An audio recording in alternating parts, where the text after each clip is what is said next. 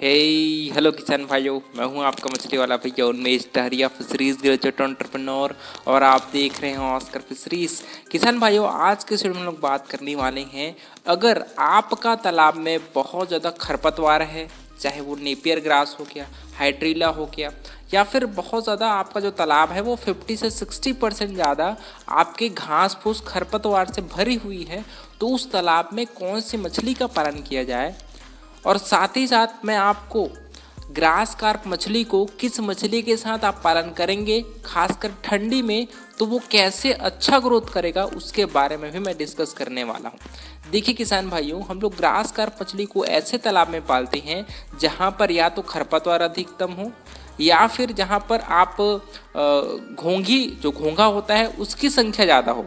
क्योंकि grass carp के साथ अगर आप घोंघे वाले तालाब में जहाँ पर घोंघों की संख्या ज़्यादा हो, वहाँ पर आप ब्लैक कार्प, ग्रास कार्प और सिल्वर कार्प, इन तीनों को साथ में कंपोजिट फिश कल्चर के अंतर्गत पालन कर सकते हो। लेकिन मान लीजिए आप नॉर्मल, आपका तालाब है बढ़िया जिसमें खरपतवार ज़्यादा नहीं है, तो वहाँ पर आप उसको घास फूस खिला करके पालन कर सकते हैं। एक मेरे फार्मर भाई हैं, वो घास फूस से ही ग्रास कार्प को मैं एक साल में 1.5 किलो साइज तक लेके जा चुकी हैं। तो इसी वजह से इस मछली में इन्वेस्टमेंट बहुत ही कम है। आपके घर में अगर पत्ता भाजी उगता होगा, केले का पत्ता होगा, या फिर आपके आसपास जहाँ पर घास वास होगा उसको काट करके आप छोटे छोटे टुकड़ों में काट करके अपने तालाब में डालेंगे, तो ग्रास कार्प उसको भी खा करके अच्छे से ग्रोथ कर जाती है।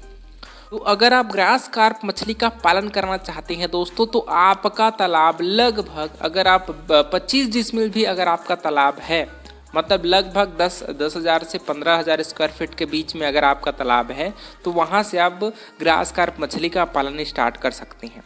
मैं तो ये सलाह दूंगा कि आप ग्रास कार्प को एक आध और मछलियों के साथ ही पालन करिए, सिंगल स्पीसीज मछली का पालन मत करिए, है ना। अगर बात करें कि तालाब की तैयारी कैसे करें, क्योंकि ग्रास कार्प दोस्तों एक हर्बीवोरस मछली है, एक शाकाहारी मछली है, इसी वजह से तालाब में फाइटोप्लैंक्टन की मात्रा अधिकतम होनी चाहिए। तो तालाब की तैयारी के दौरान आप पर एकड़ लगभग 100 किलो चूना डालिए। चूना डालने के बाद उसमें फर्मेंटेशन की जो प्रक्रिया है, ऑर्गेनिक और इनऑर्गेनिक जो फर्टिलाइजेशन है, वो ज़रूर आप करिए, क्योंकि जो हर्बीवोरस मछली है वो फाइटोप्लैंक्टन पर भी पालन उसका किया जा सकता है। तो आप कम से कम पर एकड़ 1 टन गोबर, चाहे गाय का चाहे भैंस का, और अगर पोल्ट्री का वेस्टेज हो गया तो सुभान अल्लाह, बहुत ही अच्छी बात है। उसमें 500 किलो जो प्योर लेयर मुर्गी का जो खाद होता है उसको 500 किलो आप अपने तालाब में कम से कम स्टार्टिंग में 250 किलो डालिए। उसके बाद आप 2 इंस्टॉलमेंट में वो अपने तालाब में डालिए। बहुत ही अच्छा रिजल्ट मिलता है लेयर मुर्गी के खाद में, है ना। तो जैसे ही आप अपने तालाब में फर्मेंटेशन करते हैं, उसके बाद आप कोशिश करिए कि कम से कम हफ्ते से 10 दिन रुक जाइए, और जब पानी का कलर थोड़ा सा हरा कलर हो, तब आप अपने तालाब में ग्रास कार्प मछली के बच्चे को छोड़िए। यहाँ पर सबसे महत्वपूर्ण बात आता है कि अगर आप दोस्तों कंपोजिट फिश कल्चर कर रहे हैं, तो आप लगभग पर एकड़ हम लोग उसको 5,000 जो फिंगरलिंग साइज़ के बच्चे हैं, 15 सेंटीमीटर साइज़ के जो फिंगरलिंग साइज़ के बच्चे हैं, वो अगर आप अपने तालाब में छोड़ोगे तो लगभग 5,000 बच्चे आपको टोटल छोड़ना पड़ेगा। जिसमें अगर आप बात करें सिल्वर कार्प मछली की, तो उसकी संख्या लगभग 2,000 रहेगी, ठीक है। उसमें 1500 संख्या आपके ब्लैक कार्प की रहेगी, और 1500 संख्या आपकी ग्रास कार्प मछली की रहेगी। वहीं अगर आप ग्रास कार्प को कतला मछली और कॉमन कार्प मछली के साथ पालते हो, क्योंकि अलग अलग कॉम्पोजिशन में हम लोग मछली का स्टॉकिंग करते हैं, तो यहाँ पर आपकी कतला मछली की स्टॉकिंग है वो लगभग 2,000 की रहेगी, और 2,000 आपके ग्रास कार्प की रहेगी, और 1,000 आपकी कॉमन कार्प मछली की रहेगी। तो अलग अलग मछली के साथ अलग अलग कॉम्बिनेशन में हम लोग ग्रास कार्प मछली का पालन करते हैं, है ना। क्योंकि दोस्तों जितना अच्छा एक दूसरे से मछली साथ में रहेंगी ना, उतना कम क्षेत्र में आप ज़्यादा उत्पादन ले पाओगे। बात करते हैं सबसे महत्वपूर्ण बिंदु की, वो है अगर ग्रास कार्प मछली का पालन करते हैं तो इसको फीडिंग क्या कराया जाए। देखिए, मैं तो यही आपको कहता हूँ कि ग्रास कार्प को दाना खिलाना सबसे सस्ता है। क्योंकि ग्रास कार्प को आपका कोई भी घास फूस हो उसको काट करके जो कटर मशीन आता है उससे काटिए और तालाब में सीधा डालिए, ये उसको खाना शुरू कर देंगी।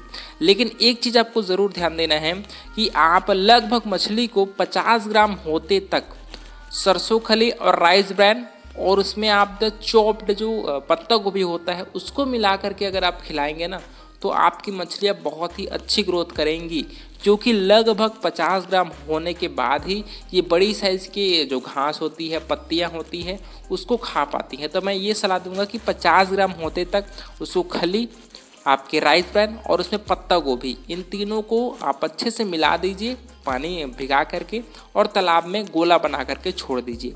जैसे ही मछली 50 ग्राम की हुई तब आप अपने आसपास के जो भी खरपतवार होगा उसको चॉप्ड करके और सीधा तालाब में डालिए। कोई भी इसको अलग से आपको ट्रीट करने की ज़रूरत नहीं है, सीधा आप तालाब में डाल सकते हैं। लेकिन ग्रास कार्प को फीड कराने का और सबसे बेहतरीन तरीका होता है बैग फीडिंग।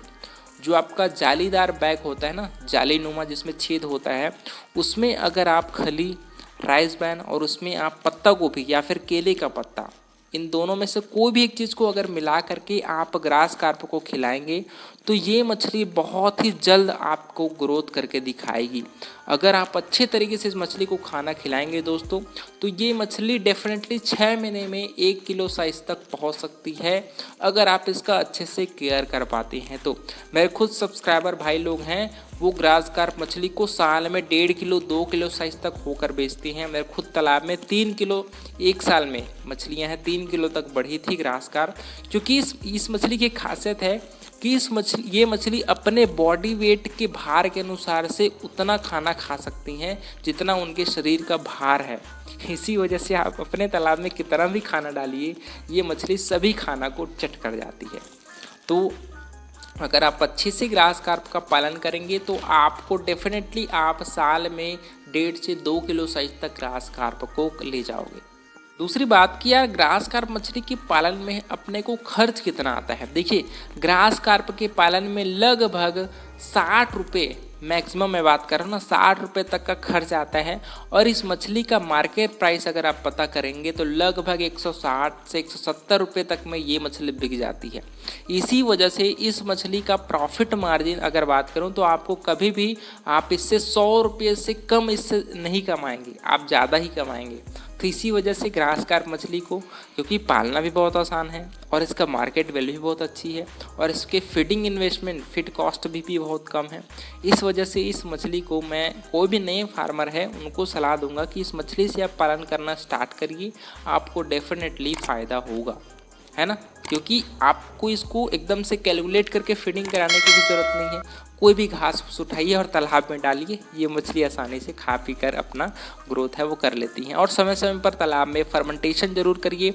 जो गोबर है उसको लगभग आपको महीने में एक बार, अगर 200 किलो गोबर भी आप अपने तालाब में फेंकवा रहे हैं ना, तो आसानी से तालाब में प्राकृतिक भोजन है वो बन जाती है और वो आपके ग्रास कार्प के फीड के लिए बहुत अच्छी तरीक़े से प्रयोग में आ जाती है। तो ये बहुत ही सस्ते और कम खर्चे में तैयार होने वाली मछली है। तो किसान भाइयों, इस प्रकार से मैंने ग्रास कार्प से जुड़े सभी इंपॉर्टेंट चीज़ों को आपको शेयर कर दिया है। आशा करता हूँ आपको इस वीडियो से थोड़ी बहुत हेल्प ज़रूर हुई होगी और वीडियो अच्छा लगा होगा तो वीडियो को लाइक ज़रूर करिए। ऑस्कर फिशरीज पर नए हैं तो चैनल को सब्सक्राइब करना बिल्कुल मत भूलिएगा। मिलते हैं अगले वीडियो में किसान भाई, तब तक के लिए बड़ों को सम्मान करिए, छोटों को प्यार करिए और खुद का ढेर सारा ख्याल रखिए। Thank you, thanks for watching.